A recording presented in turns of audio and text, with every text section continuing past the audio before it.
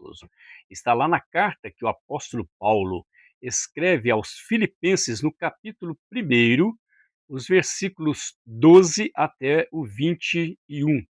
E a palavra nos diz assim: Quero ainda, irmãos, cientificar-vos que as coisas que me aconteceram têm antes contribuído para o progresso do Evangelho, de maneira que as minhas cadeias em Cristo se tornaram conhecidas de toda a guarda pretoriana e de todos os demais. E a maioria dos irmãos, estimulados no Senhor por minhas algemas, ousam falar com mais desassombro a palavra de Deus.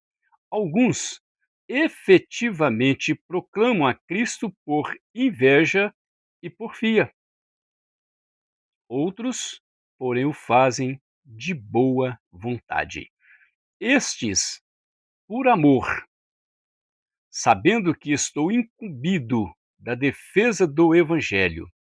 Aqueles, contudo, pregam a Cristo por discórdia, insinceramente julgando suscitar tribulações às minhas cadeias. Todavia, o que importa? Uma vez que Cristo, de qualquer modo, está sendo pregado, quer por pretexto, quer por verdade, também com isto me regozijo, sim, sempre me regozijarei, porque estou certo de que isto mesmo, pela vossa súplica e pela provisão do Espírito de Jesus Cristo, me redundará em libertação, segundo a minha ardente expectativa e esperança de que em nada serei envergonhado. Antes, com toda a ousadia, como sempre, também agora, será Cristo engrandecido no meu corpo, quer pela vida, quer pela morte. No verso 21 diz assim: Porquanto para mim o viver é Cristo e o morrer é lucro. No capítulo 4, no verso de número 4, o apóstolo Paulo ele faz um apelo, para Evódia e Sintique, regozijando, buscando regozijo e oração. E lá no verso de número 4, ele diz assim: Alegrai-vos sempre no Senhor. Outra vez digo, alegrai-vos. Queridos, o apóstolo ele estava numa situação muito difícil. E o apóstolo ele estava aqui contribuindo para o progresso do evangelho. Então pesava sobre os seus ombros, sobre a vida de Paulo, uma responsabilidade muito grande, muito grande. E vez por outra a gente começa a pensar: será qual é o caminho certo? Como fazer? O que devo fazer da minha vida? Dificuldades. Olha, neste mundo passamos por lutas? Sim, passamos. Passamos por dificuldades? Sim, passamos. Mas quando nós temos Jesus em nosso coração, em nossa vida, presente, este Emmanuel, o Deus conosco, as coisas tornam-se mais fáceis, para ser conduzidas, direcionadas, para uma solução mais rápida. Enfim, Deus, ele promove tudo isso em nosso coração. E aqui nesse texto, quando a gente percebe que Paulo estava em uma prisão domiciliar, e enquanto ele aguardava a sua sentença, o apóstolo, ele não tinha aparentemente motivos para estar contente.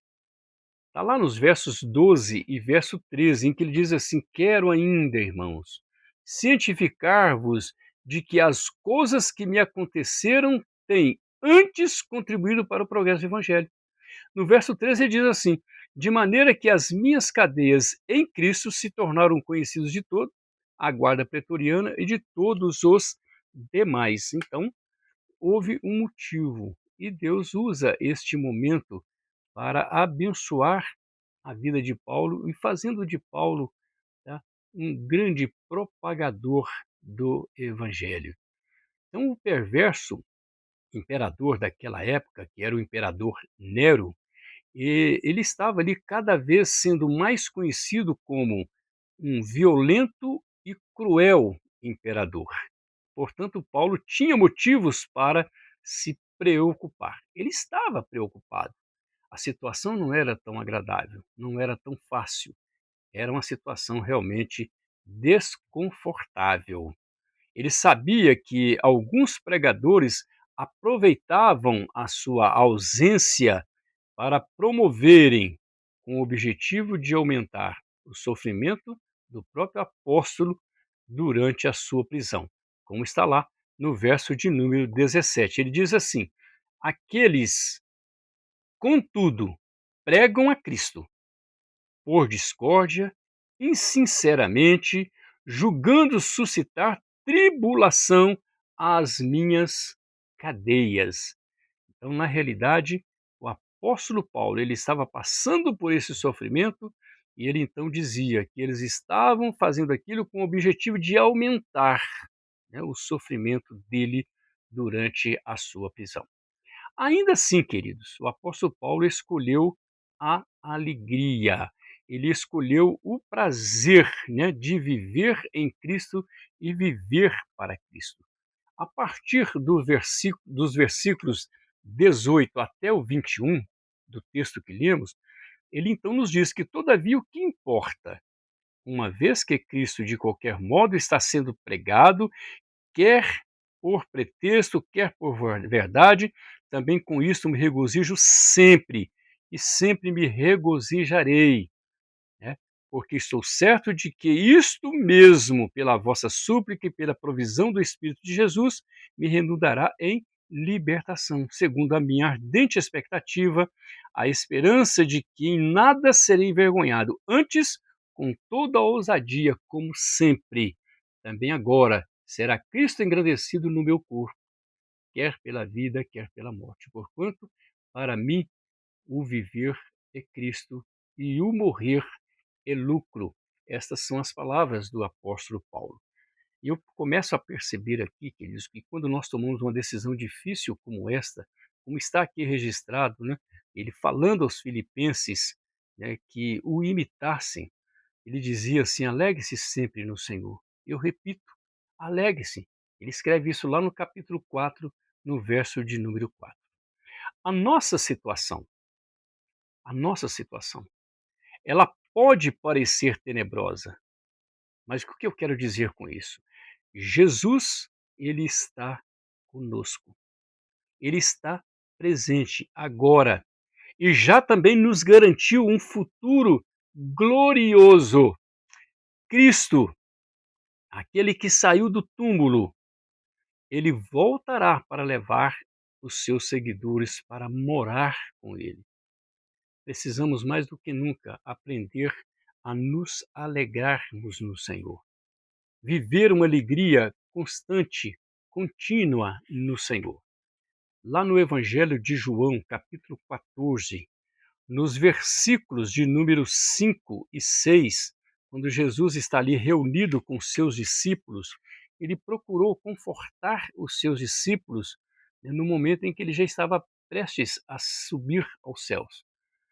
E no verso 5, um dos seus discípulos, chamado Tomé, ele fala com o Senhor assim: Senhor, não sabemos para onde vais. Como saber o caminho? E respondeu-lhe Jesus: Eu sou o caminho, a verdade e a vida. Ninguém vem ao Pai senão por mim. É muito gostoso, queridos, quando nós paramos para observar esta palavra do Senhor Jesus. Eu sou o caminho, a verdade e a vida. Ninguém vai ao Pai senão por mim. Então veja bem, quando nós paramos para analisar a situação do apóstolo Paulo naquela condição, quando nós analisamos hoje, né, no decorrer da história, ao longo dos anos, como a igreja caminhou, progrediu e vem caminhando, propagando o evangelho, as boas novas, as boas notícias, né, trazendo transformação na vida das pessoas, e realmente nós podemos experimentar esse Deus vivo e real em nossas vidas. Eu mesmo considerava o cristianismo como uma espécie de conto de fadas. Eu não tinha aceitado nem rejeitado Jesus. A verdade é que uma vez eu nunca o tinha encontrado, mas agora eu encontrei a Jesus. A posição não era uma simples questão de aceitar ou não aceitar o Messias, o Cristo Jesus.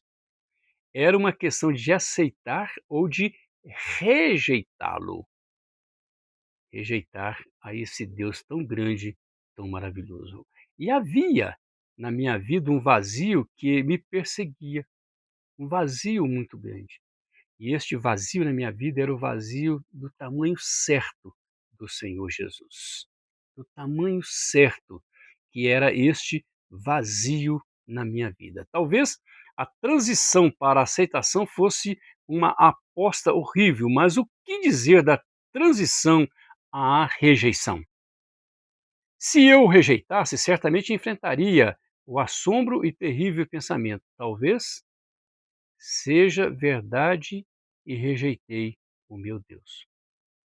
As pessoas que às vezes podem estar pensando assim, puxa vida, ouço a palavra e a palavra diz que o próprio Senhor afirma, eu sou o caminho, a verdade e a vida, ninguém vem ao Pai senão por mim.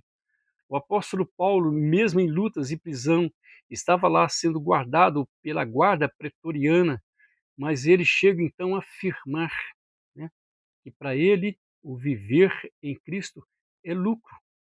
Para ele o viver em Cristo é o prazer, é a alegria. E ele diz lá no verso 4 do capítulo 4 da carta aos Filipenses: alegrai-vos, alegrai-vos no Senhor. Outra vez digo, alegrai-vos.